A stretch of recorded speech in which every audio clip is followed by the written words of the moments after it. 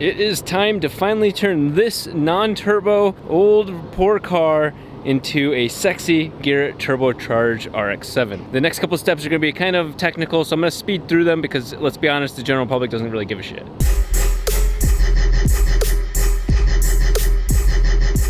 You want to see what $80 gets you? Some of this hose, some of this hose, this oil outlet, this oil inlet, this water cool in and out. That's 80 bucks gone right there. I'm gonna take this $180 worth of gaskets, put them on the engine. I went to do that, but I forgot that I have good old paper blocking the exhaust ports. Don't forget to take that out. 60 bucks. 120 bucks. 180. There's a $200 upgrade to your car without any performance benefit whatsoever. I'm going to take the most beautiful exhaust manifold known to man and put the tile 60mm wastegate on out here because, let's be honest, it's easier to manipulate it while everything's free. So I'm going to just get it loosely put on there, and then we're going to take that manifold and hide it away from the rest of the world and put it down under the turbo. This step's for some of you that do end up working with wastegates. This has basically a ring that goes inside to help seal off the edges of this piston, that allows exhaust gas to escape. So you have to make sure you put that inside your tile or other wastegate before you attach this to the manifold.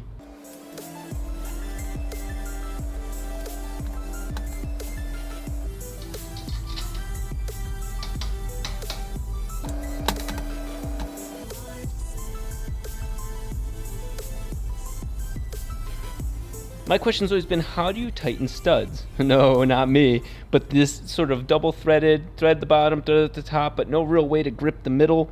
Here's two tricks.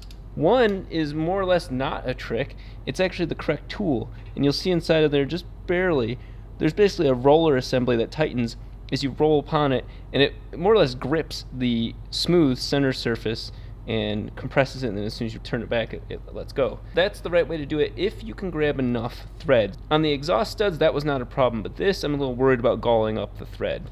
So what we're going to do is the double nut solution. What you're going to do is tighten the top one while holding the bottom one still. That way it creates kind of friction between the two and the threading, and then you tighten the top one to get the whole assembly to move down.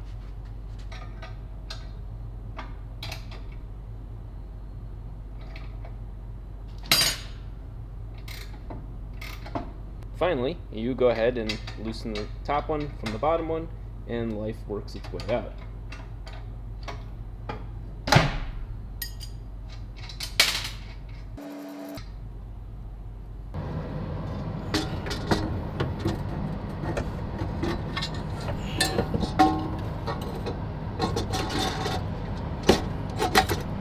Oh, it's gorgeous.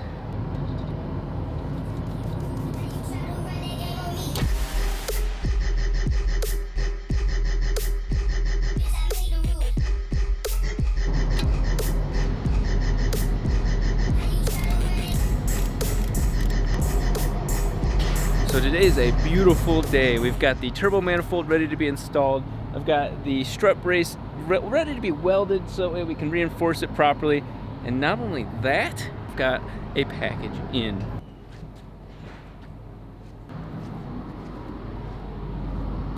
Hey, did you put the nuts on it? We need to put the nuts on it, Rob, because it's going to move. All right, let me go grab them. Yeah, grab them. Use these basic ones for now. Yeah. Whoa! So one of the things that's been giving us a little bit of challenge over the time is the rear V-band on the turbo. And not only has it been in the way of the oil feed, but if you turn it too far the other way, it's in the way of the studs. It's just an interesting piece of this puzzle. It's a very tight fit. For anybody looking to do what I'm doing, be aware that that's going to give you some problems. Well, get the bottom so we know exactly where it goes. I don't have a problem trying to put big stuff in little, It will. That whole assembly is sitting pretty damn low. Another one of the issues that we're having is that because the turbo is actually sitting lower now, which is a good thing, the downpipe and existing other hardware that happen to work with it is almost touching the ground. So we're gonna have to cut, re-weld the downpipe and or the mid-pipe up higher, otherwise I'm gonna be low riding every time I hit a bump. So we just stopped over at AccuFab to pick up the clamp for the air intake from the turbo to the intercooler. That is ugly. Yeah, that's true.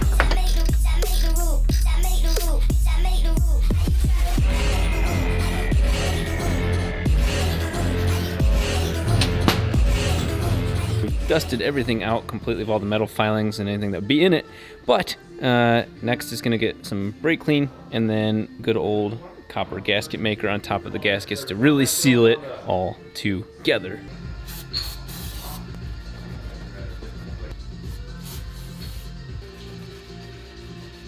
So as we're doing final fitment, what you're going to see here is that the wastegate is going to sit somewhere like this, which puts us in a really odd predicament. The fitting for the wastegate controller is down here. Where does that put that when it's all set up? Right back with all of the heat. So not only is it getting the heat of the wastegate and the fittings here, but it's also getting the heat rising well, from all three of the runners. So that is the hottest spot to put a wastegate hose and tube and all that sort of stuff. So Abel's got a $50, $60 fitting, stainless steel fitting that's going to go onto the back of here to prevent it from melting in high boost, high heat situations. So he's got these right here that we're going to use on the other end, on the controller end, that are pretty high heat, but not to the extent of this. Something else that's also important to note is that for my boost controller setup, I've got the 4 valves, so I've got both sides, this and the top, they're both going to require connections. Yeah, so this is a beast of a fitting right there. So those are compared to this, which is still quality, just not as insanely high heat as these. As I begin putting the car back together, you're going to see some very glaring differences in the way this car is being rebuilt. First of all, I am not a thorough person. As much as I wish I was, my mind just skips on to the next thing. It's probably some sort of attention deficit, or there's a lot of really shiny things in my life.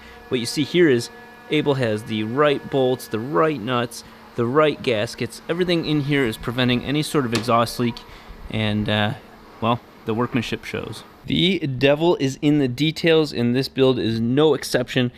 You can see the little AccuFab sort of clamp. This is the first time I've ever used any sort of clamp like that, and let me tell you, it was not a good experience. I met the owner of AccuFab, awesome guy, and the product's great.